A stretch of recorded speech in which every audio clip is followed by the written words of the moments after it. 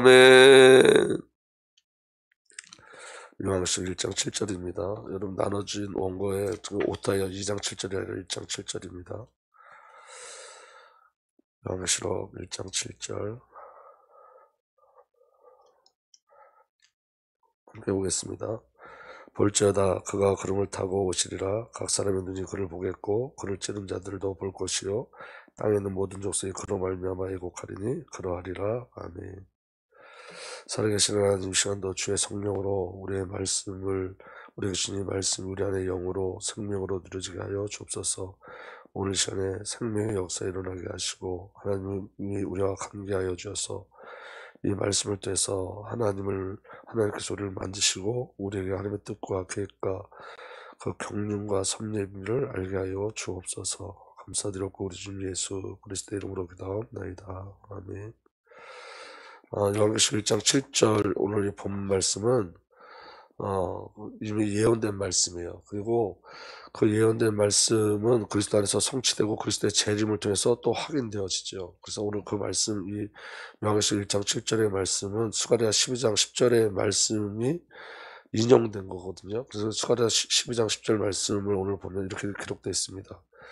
그러나 내가 다윗 지방과 예루살렘에 사는 사람들에게 은혜를 구하는 영과 용서를 비는 영을 부어주겠다. 그리하면 나 곧 그들이 찔러 그를 바라보고서 외아들을 잃고 슬피 울듯 슬피 울며 맏아들을 잃고 슬퍼도 슬퍼할 것이다. 오늘 여기 말씀에 요한계시록 1장 7절에 이렇게 되어 있죠. 볼지어다 그가 구름 타고 오시리라. 그 다음에 구절이 각 사람의 눈이 그를 보겠고 그를 찌른 자들도 볼 것이요 이렇게 기록되어 있는데 각 사람이 그를 보겠고 그를 찌른 자들도 볼 것이요 라는 말씀이 이미 스가랴 12장 10절에 기록되어 있는 말씀이야. 나 곧 그들이 찔러 그를 바라보고서 외아들을 잃고 슬퍼하듯이 슬피 울며 맏아들을 잃고 슬퍼하듯이 슬퍼할 것이다 라는 그 말씀이 인용되어진 말씀이에요.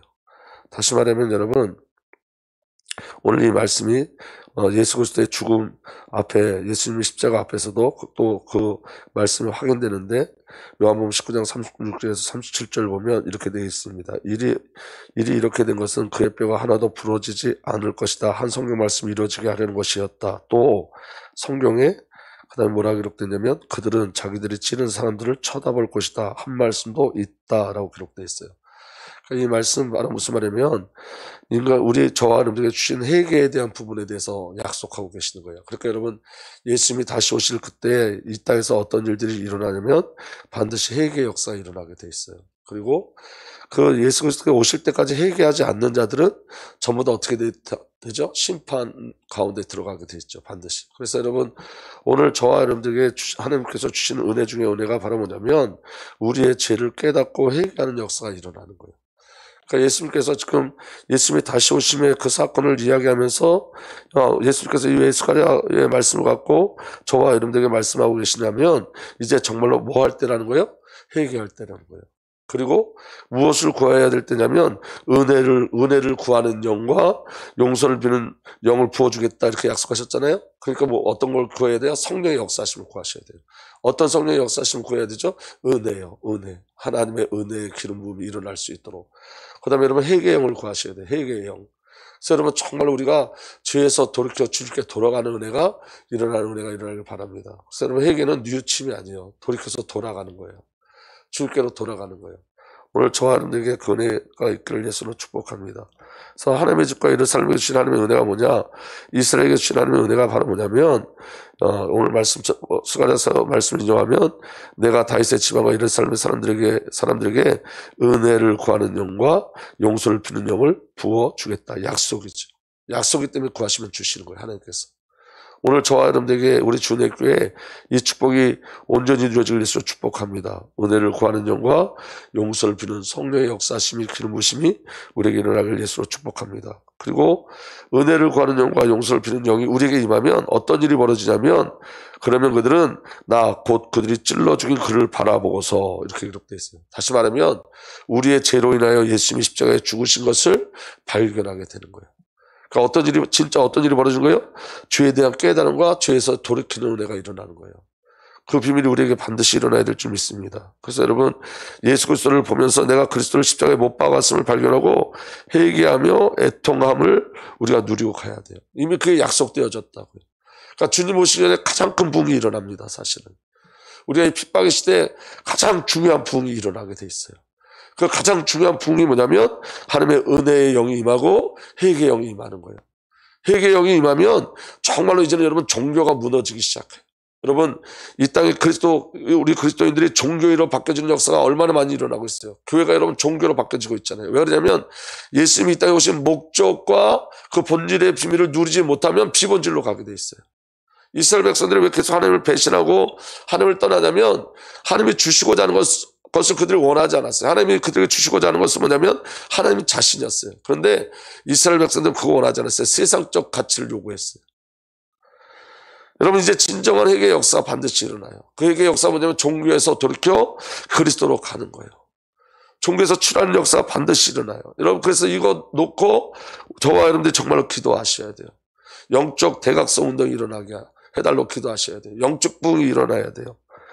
아멘. 비본질에서 본질로 돌아가는 은혜가 우리에게 반드시 일어나야 돼요. 왜냐하면 그건 약속된 일이에요. 믿어지는 은혜가 일어나길 예수로 축복합니다. 그리고 계속 말씀을 보면 외아들을 잃고 슬퍼 울듯이 슬피 울며 맏아들을 잃고 슬퍼하듯이 슬퍼할 것이다. 이 말은 무슨 말이냐면 아버지의 마음을 우리에게 주시겠다는 거예요. 예수님께서 외아들을 우리에게 주셨어요. 아멘. 그리스도의 십자가를 통해 아버지의 애통함을 알고 아버지의 애통함으로 슬퍼하게 하시겠다는 거예요. 다시 말하면 아버지의 애통함에 참여하게 하시겠다는 거예요. 요한복음 3장 16절에 하나님께서는 세상을 이처럼 사랑하사 외아들을 주셨으니 이는 그를 믿는 사람마다 멸망치 않고 영생을 얻게 하려 하심이라. 이 외아들을 주셨다는 말은 뭐예요? 십자가에서 죽이심으로 말미암아 저와 여러분들을 구원하신 거예요. 그래서 여러분, 외아들을 잃고 슬피 울듯이 이 아버지의 마음, 외아들을 잃은 아버지의 마음, 그 다음에 맏아들을 잃고 슬퍼하듯이 슬퍼할 것이다. 이 말은 예수 그리스도께서 십자가에 죽으심으로 말미암아 이제 외아들이 아니라 맏아들이 되셨어요. 저와 여러분들 자녀 삼으셨죠. 로마서 8장 29절에 하나님께서 미리 하신 사람을 택하셔서 자기 아들의 형상과 같은 모습이 되도록 미리 정하였으니 이것은 그 아들이 많은 형제들 가운데 맏아들이 되게 하려 하시는 것입니다. 다시 말하면 우리 주 예수 그리스도를 내어주신 아버지의 마음과 그 사랑을 알게 하시겠다는 거예요. 오늘 저와 여러분들이 구해야 될 게 그거예요. 아버지의 마음을 아는 거예요. 아버지의 마음에 참여하는 거예요. 아멘. 하나님께서 성도 교회에게 주신 가치가 뭐냐? 하나님의 전부인 독생자를 죽이심으로써 저와 여러분들을 구원하신 것, 이게 저와 여러분들의 가치예요. 근데 중요한 건 뭐냐면 우리가 이거 확인해 보셔야 돼요. 내가 그 가치에 맞는 삶을 살고 있는지. 아버지께서 아들 예수 그리스도를 주신 것이 아버지께서 우리를 바라보는 가치예요. 근데 그 가치의 삶을 내가 살고 있는지.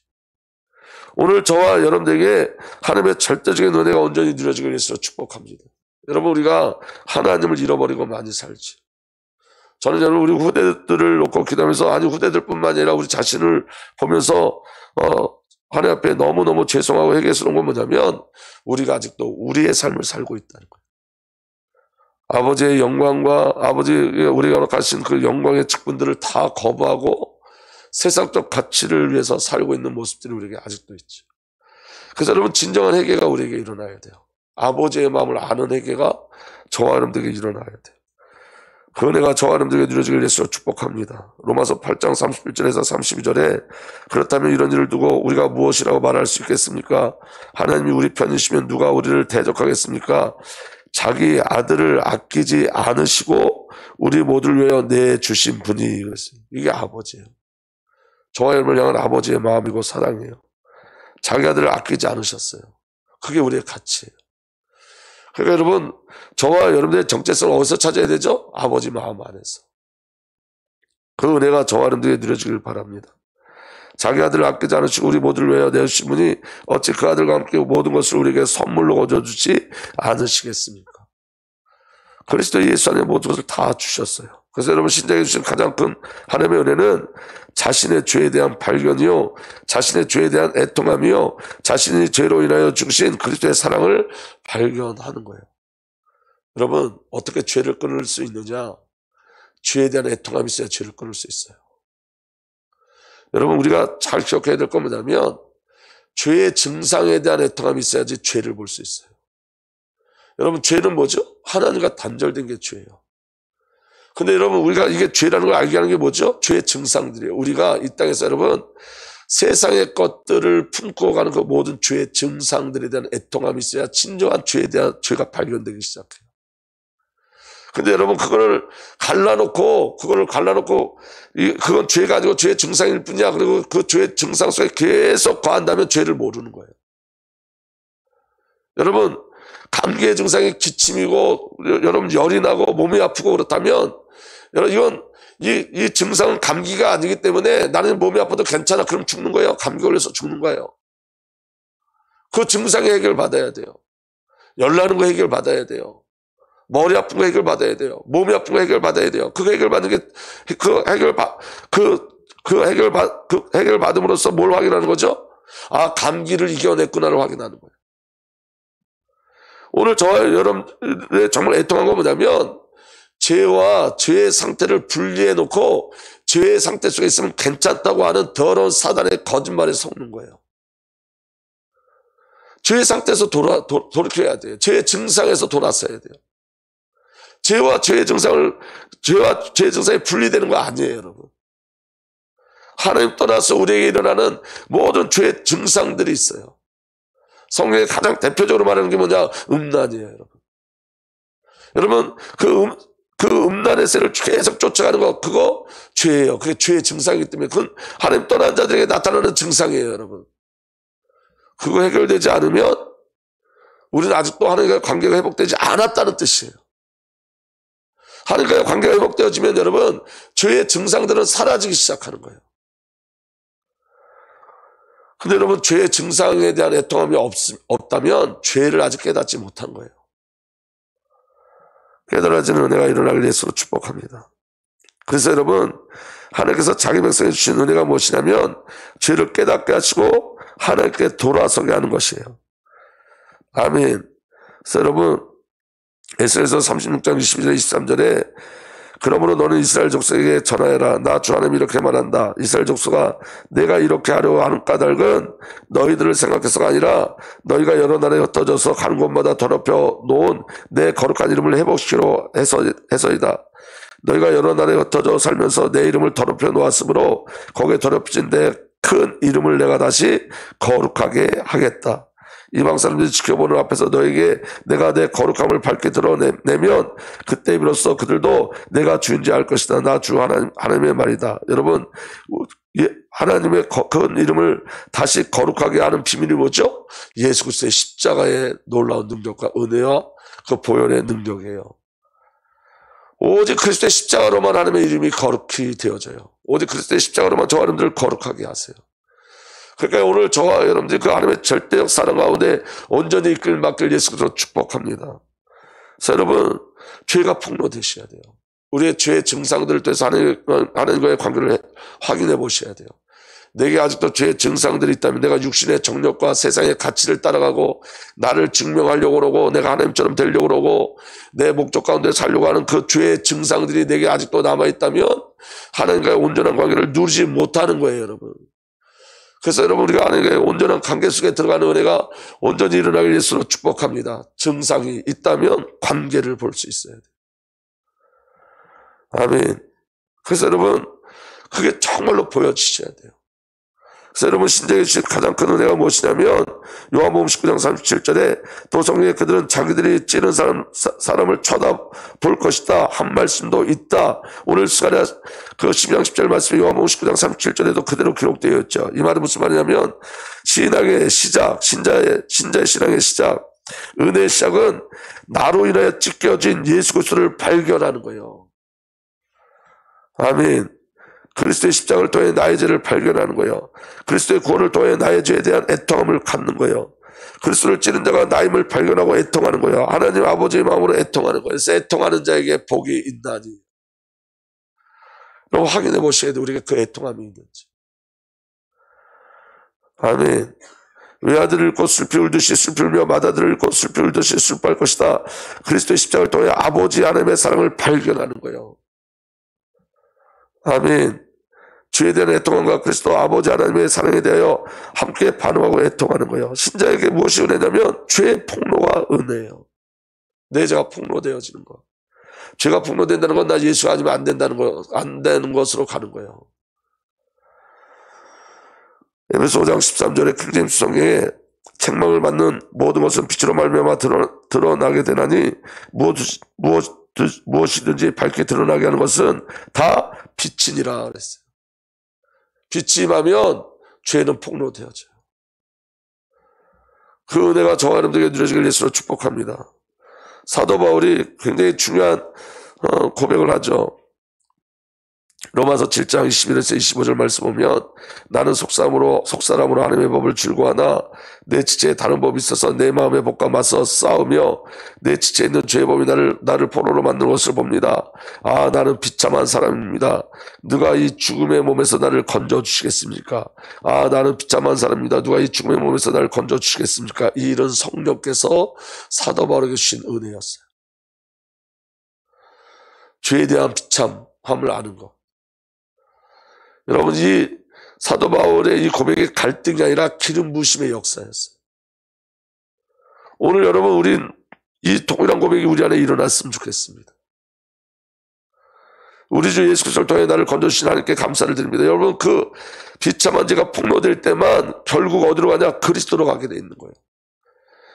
아, 나는 비참한 사람입니다. 누가 이 죽음의 몸에서 나를 건져주겠습니까? 로 끝나지 않고 그 고통이 어디로 이어지냐? 25절에 우리 주 예수 그리스도를 통하여 나를 건져주신 하나님께 감사를 드립니다. 비로소 그때 하나님의 은혜가 뭔지 그리스도의 비밀이 무엇인지 알게 되어진. 여러분, 우리가 지식적인 신앙생활하는 게 아닙니다. 신앙은 어제 말씀드렸지만 어떤 관념이나 지식이 아니에요. 신앙은 생명이에요. 생명, 관계예요. 오늘 저와 여러분들이 하나님과의 절대적 관계가 회복되어지면 그 관계 속에서 하나님 우리에게 부어주신 그 사랑을 알게 되어지면 저와 여러분들은 죄 안에 있는 나에 대한 비참함과 애통함을 가지고 주 앞에 그리스도 예수의 십자가를 붙잡는 삶을 살아요. 예수 그리스도를 붙잡는 삶을 살아요. 여러분, 하나님께서 그리스도 예수로 말미암아 우리를 구원해 주신 것뿐만이 아니라 영광의 직분을 주셨어요. 모두가 제사장의 직분을 받았죠. 너희는 왕같은 제사장이라고.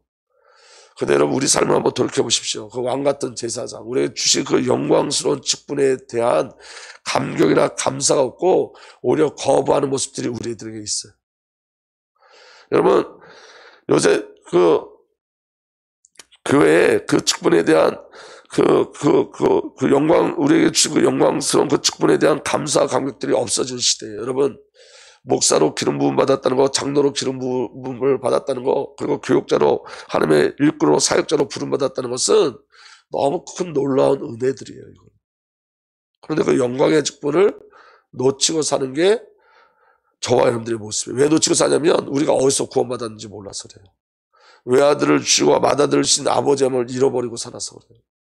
우리 청년들이, 우리 후대들이 그 영광스러운 직분에 부름 받았어요. 그런데 여러분, 세상에 붙잡혀 있는 건 그 아버지께서 우리를 얼마나 사랑하신지, 그리고 그 사랑이 무엇인지 잘 알지 못하기 때문에 그래요. 우리가 알기를 원합니다. 그래서 은혜를 구하는 영, 용서를 구하는 영을 부어주시길 소망합니다. 여러분, 그렇다면 무엇으로 죄가 폭로되죠? 말씀이에요. 말씀을 신자가 읽는 것이 아니라 말씀이 신자를 읽어내는 거예요. 말씀은 신자를 해석해서 지키는 것, 말씀은 신자가 해석해서 지키는 것이 아니라, 말씀을 우리가 해석해서 우리가 말씀을 지키는 것이 아니라, 말씀이 신자를 해석하고 죄인임을 폭로하는 거예요. 우리가 말씀 볼 때 그 말씀이 나를 해석해줘요. 내가 얼마나 죄인지 깨닫게 해주세요. 그리고 그 말씀 속에서 아버지께서 우리가 허락하신 그리스도의 비를 누리게 하시는 거예요. 그러니까 여러분, 신자가 말씀을 읽으면 교만이 쌓여요. 내가 말씀을 읽으면 자꾸 자랑과 교만이 일어나요. 근데 여러분, 말씀이 나를 읽으면 어떤 일이 일어나냐? 회개의 역사가 일어나요. 그러니까 우리가 어떤 은혜 속에 있어야 돼요? 말씀이 나를 읽어내는 그 은혜 속에 있어야 돼요. 우리가 성경을 읽을 때 우리가 성경을 읽는 게 아니라 성경이 나를 읽어내는 거예요. 내가 내 중심돼서 성경을 읽는다고 고백하면 교만이 일어나지만 성경이 나를 읽기 시작한다 그러면 그 다음부터 어떤 일이 벌어져요? 회개의 역사가 일어나요. 자꾸 날마다 돌이키는 역사가 일어나요. 주님께 돌아가는 역사가 계속 일어나요. 제가 얼마나 폭로되어야 되느냐? 내가 나로 살 수 없음을 고백하고 하나님의 의인 그리스도 앞에서 항복되어질 때까지 폭로되어야 돼요. 철저하게 죄가 폭로돼야 돼요. 예수 아니면 안 됨을 철저하게 누릴 때까지 우리 죄는 계속 폭로돼야 돼요. 죄의 폭로가 자유를 갖고 오는 거예요, 여러분. 그리스도 예수 안에 있는 죄의 폭로는 눌림이 아니에요. 그리스도 예수 안에 있는 죄의 폭로는 진정한 자유를 갖고 와요. 너희가 진리를 알지 진리가 너희를 자유케 하려. 그 진리가 누구죠? 그리스도 예수예요. 그 그리스도 예수의 십자가가 보여낸 걸 정말로 체험하게 돼 있어요. 죄가 폭로돼야지 십자가를 체험해요. 하나님의 은혜를 체험해요. 그래서 여러분, 예수 그리스도를 믿는다는 건 내가 죄인임을 시인하는 거예요. 나에게 필요한 복음 기쁜 소식은 죄의 해결이지 문제 해결이 아니에요. 십자가의 은혜의 비밀을 아는 자의 삶은 자기 부인의 삶을 사는 거예요. 십자가의 사랑을 아는 자는 십자가만이 유일한 기쁨이고 유일한 자랑이 되어져요.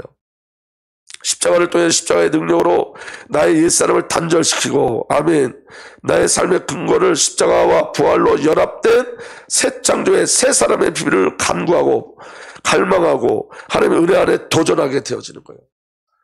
그 은혜가 저와 여러분들에게 누려지길 위해서 축복합니다. 그래서 연합된 자의 비밀을 누리게 돼요. 성삼위 하나님의 은혜가 아니면 불가능한 나를 발견하여서 하나님 절대 의존적 존재로 살아요. 그럼 이 땅에서 어떤 세상의 가치와 부여로 우리를 무장시키려고 하지 마세요, 여러분. 이 땅에서 여러분, 저와 여러분 철저히 죄인임이 폭로되어지고 그리스도 예수와 한 생명, 성령 하나님과 한 영, 우리 아버지가 한 삶의 비밀을 누리다 가는 거예요. 그 영광된 비밀을 누리는 거예요. 그 영광을 보는 거예요. 아멘. 내 의지와 내 믿음으로 사는 것이 아니라 성삼위 하나님의 구속의 언약으로 살고 나의 믿음이 아니라 그리스도의 믿음으로 사는 거예요. 그 은혜를 오늘 저와 여러분들이 구하기 위해서 축복합니다. 그래서 여러분, 죄를 깨닫고 그리스도를 믿는 은혜의 시간은 주님이 다시 오시기 전까지예요. 여러분, 예수님이 다시 오시면 회개할 수 있는 기회가 없어요. 예수님 오시기 전에 우리가 하나님의 영광 속에 들어가셔야 돼요. 정말 죄의 해결이 우리에게 일어나야 되고 회개의 역사 우리에게 일어나야 돼요. 약속하셨잖아요. 은혜를 구하는 영, 용서를 믿는 영을 주시겠다고. 그거 구하셔야 돼요. 아멘. 그런 회개함이 없이 그리스도가 다시 오실 때 그리스도를 본 자들은 슬퍼하며 애통할 것이다. 회개함이 없는데 주님이 오물 본 자들은 슬퍼하고 애통해요. 그건 죄에 대한 슬픔과 애통이 아니라 벌에 대한 슬픔과 애통이에요. 그들은 회개하지 못했기 때문에. 그들은 이제 어디로 가죠? 전부 다 지옥으로 가요.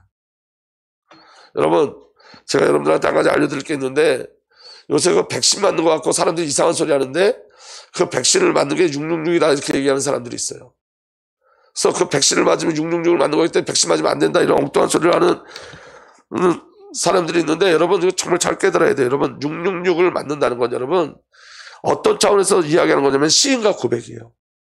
그러니까 네가 정말 너가 예수로 살래? 너가 정말 예수만 믿을래? 그러면 여러분 이걸 거부하는 거예요. 마지막 시대 때. 무슨 말씀인지 이해가 되세요? 근데 여러분, 그런 질문 없이 그냥 백신 한 방으로 666표가 들어간다는 것은 다 거짓말이에요. 하나님의 시인과 고백을 통해서 하나님의 백성과 666 짐승의 표를 받는 자들을 구별시켜요. 마지막 때 여러분들에게 질문해요. 그래서 하나님을 거부하는 자의 표징이 666이에요. 그러니까 내가 하나님을 거부하는 걸 통해서 666이라는 표를 받는 거지, 주사 한 방 맞는 것으로 666이 들어가는 게 아니에요.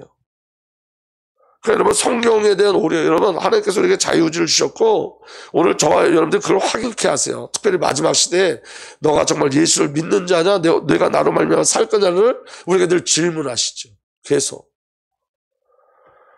백신 맞으면 지옥 간다 이렇게 막 엉뚱한 소리 하는 사람들이 있는데, 적그리스도예요. 전부 다. 그러니까 여러분, 마지막 때 여러분 영적 분별력이 있으셔야 돼요. 아멘.